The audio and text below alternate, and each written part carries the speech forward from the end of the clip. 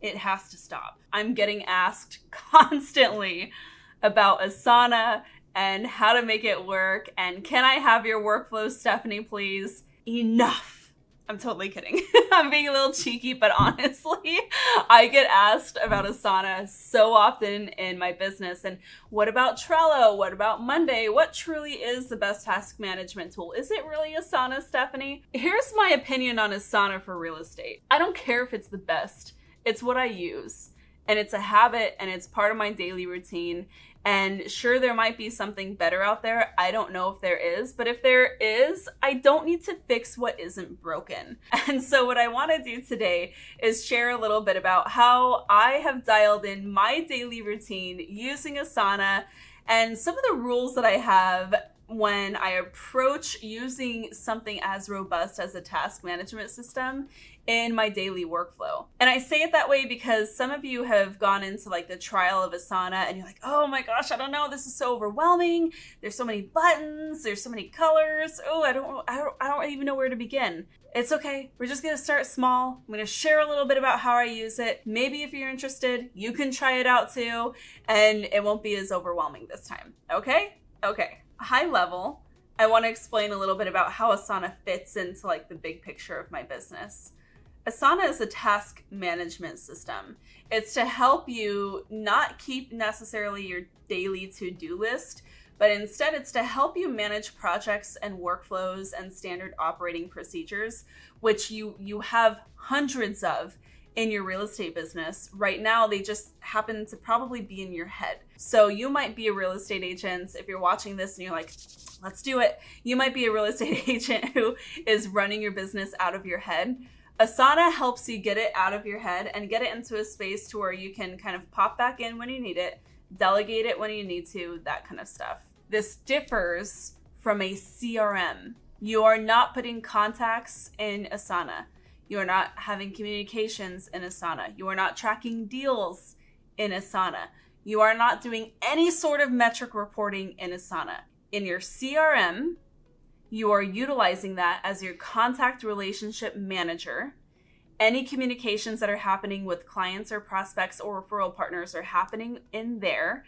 And you're also using that kind of as like your main Rolodex or your contact list for all of your database people, all of your referral partners, and any prospect, any lead you've ever gotten, ever, all of that contact information is in there. And you're going to say, but Stephanie, why can't I have it all in one? You don't actually want it all in one. Like, I don't think that an all-in-one system is actually what we want to be striving for here. You want the master of one. You want the master of task management. You want the master of contact communication. That's it. So I don't always, every single day, go into Asana, mostly because of the routines that I do have documented in Asana are so ingrained in my brain that I could do them in my sleep at this point. But let me share with you kind of how I would integrate Asana into my daily routine. So each day I have my schedule planned out. I've got my appointments set. I know what I need to do each day. Asana comes in when it comes time to kind of manage specific workflows. For starters, like my power hour and prospecting routine. This is my prospecting routine that I've dialed in, that I carry out week after week. It's my call schedule, who I'm talking to, what kind of lead generation activities I need to do, and importantly, which marketing tasks are due that day. That's not necessarily part of my like larger database marketing calendar. That might be like my daily Instagram engagement or posting. It might look like a recurring task that happens on the third Thursday of every month for my email newsletter to send out, right? So that set of revenue producing activities that I have to do each day in order to keep my business thriving is documented in Asana. Because again, I've been following the same routine for so many years, it is so ingrained in my head that I'm not always looking at it in Asana. And I'm not at this point clicking each task each day and having a recurring task set up in my tasks on that tab on Asana. So it's it's just kind of the way that I'm using it at this point. It's just housing my workflow. The other thing that I use Asana for, kind of like I alluded to, is my annual database marketing plan. So 1 year, I planned out my entire annual database marketing plan.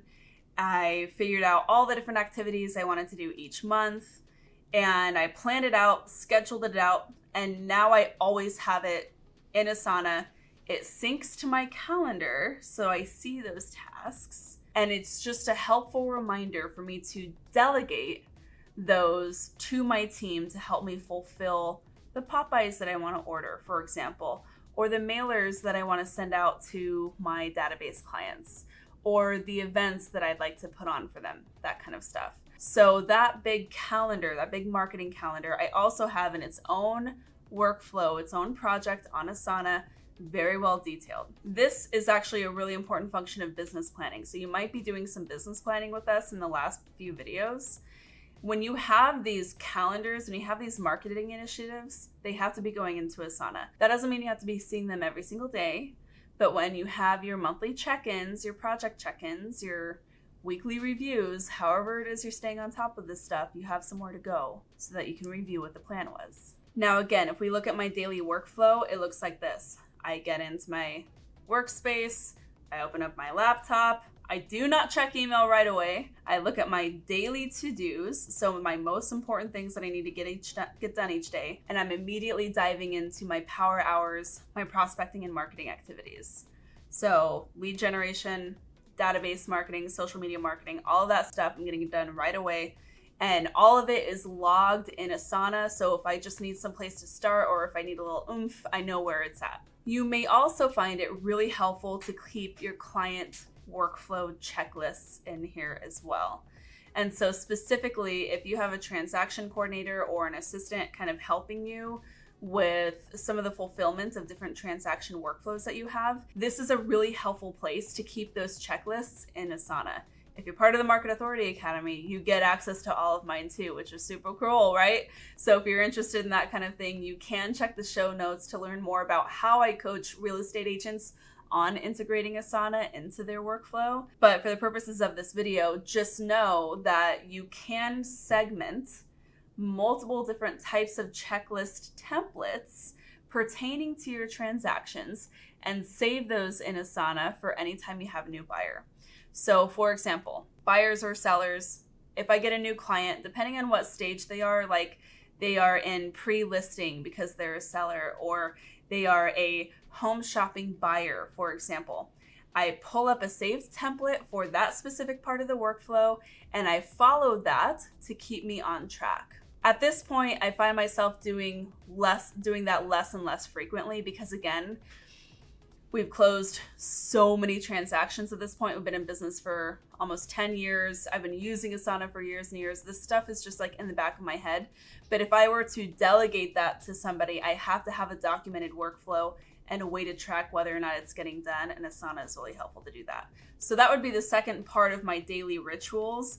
Finishing power hours and marketing tasks is number one.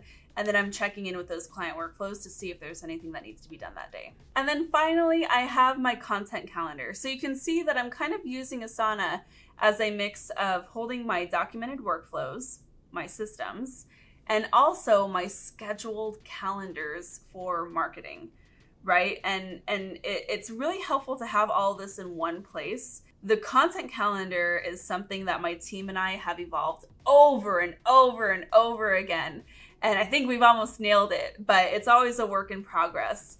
And because we put out so much content across so many different platforms, I am all in on Pinterest, on TikTok, on Instagram, Facebook, LinkedIn, YouTube, obviously, hello. Like there's a lot of different content that we're putting out to different channels. Having that all planned out in a sequence is extremely helpful for me to delegate that to my marketing team, to our VA to help fulfill different tasks, all kinds of different stuff. And so from a planning perspective, we have one master calendar that has like layers and layers of all the different content that we put out. How this could look for you is if you have a specific plan that you want to follow for Instagram or for TikTok or for YouTube, Plan out your content in advance using Asana, and then you can have any subtasks that help break down additional parts of that workflow that you don't want to forget. I think actually I just answered a question that I've gotten. A lot of people ask me if I use third-party apps for Instagram, like Later or Planoly for planning and posting. I actually don't. I prefer to manage all of that myself when it comes to Instagram specifically. I prefer to be the one pressing publish and formatting that post on the Instagram app, which is what I do. Because I have it so well planned with my team assisting me in Asana, like I don't need any other apps. I don't have to complicate it. There's just nothing else I have to add. It's already done. I just have to execute it. And I know when I need to execute it because it's in my Power Hours workflow on Asana after my prospecting activities. Might be a little cheeky today, might be feeling a little spicy, but this is all to say there's no one right or wrong way to use this. You just have to find a way to integrate it, and you have to stay curious, and you have to keep trying new approaches to it. Now, there's not one perfect broad brush plug and play system that's going to work for every real estate agent on the planet. So even though what I'm doing right now is working really well for me, that doesn't mean that you can swipe and adapt it and it's going to work perfectly instantly for you. You are going to have to take responsibility to iterate that process a couple of times and be open to modifying it as necessary until it fits your unique business perfectly.